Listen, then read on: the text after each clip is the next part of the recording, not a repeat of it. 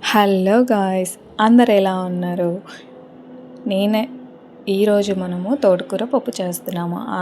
దానికి కావాల్సింది first cooker తీసుకోవాలి. తర్వాత తగినంత కందిపప్పు వేసుకోవాలి. అందులోనే ఇంకొంచెం పెసరపప్పు కూడా వేసుకోవాలి. పెసరపప్పు వేసుకున్న తర్వాత దాన్ని 2 టైమ్స్ వాష్ చేయాలి. వాష్ చేసి పక్కన పెట్టేసి దాంట్లో తగినంత వాటర్ పోసుకొని పక్కన పెట్టేసేయాలి. పక్కన పెట్టిన తర్వాత ఇంకొక కడాయిలో తోటకూర తీసుకోవాలి.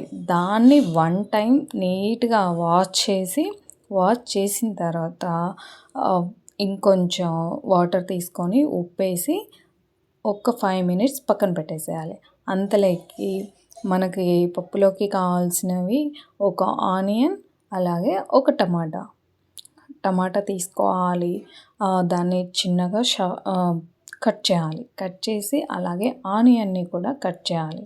కట్ చేసి పక్కన పెట్టుకున్న తర్వాత ముందుగా పప్పు కడిగి పెట్టాం కదా, దాంట్లో పసుపు వేయాలి. పసుపు వేసి అలాగే ఆనియన్, టమాటా, ఇంకొంచెం కొత్తిమీర కూడా సన్నగా కట్ చేసి దాంట్లో వేయాలి. వేసిన తర్వాత ఇప్పుడు తోటకూర వేయాలి. బాగా వాష్ చేసాం కదా, దాన్ని చిన్న చిన్న పీసెస్గా కట్ చేసి పప్పు కుక్కర్లో తోటకూర కూడా వేయాలి. తోటకూర వేసిన తర్వాత దాన్ని కుక్కర్కి మూత పెట్టేసి 3 విజిల్స్ రానివ్వాలి. 3 విజిల్స్ రానిచ్చిన తర్వాత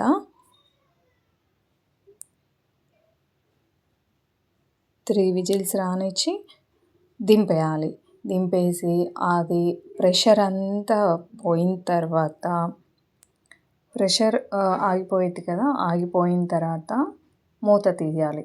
మూత తీసి 3 విజిల్స్ పెట్టాం కదా, అది తీసిన తర్వాత ప్రెషర్ అంతా పోయింది. ప్రెషర్ పోయిన తర్వాత తీసేసి దాంట్లో కొంచెం తగినంత సాల్ట్ వేసి దాన్ని మెత్తగా మెదిపేయాలి. మెదిపేసిన తర్వాత కారం వేయాలి. మెత్తగా మెదిపేసి ఇప్పుడు కారం వేయాలి. తగినంత కారం వేసి దాన్ని కూడా ఇంకొకసారి మొత్తం కలిసేలా ఇంకొకసారి మెదపాలి. మెదిపిన తర్వాత ఇప్పుడు అది పక్కన పెట్టేసి గ్యాస్ ఆన్ చేసుకొని ఒక ప్యాన్ పెట్టుకొని దాంట్లో కొంచెం ఆయిల్ వేసుకొని కొంచెం ఆయిల్ వేసుకొని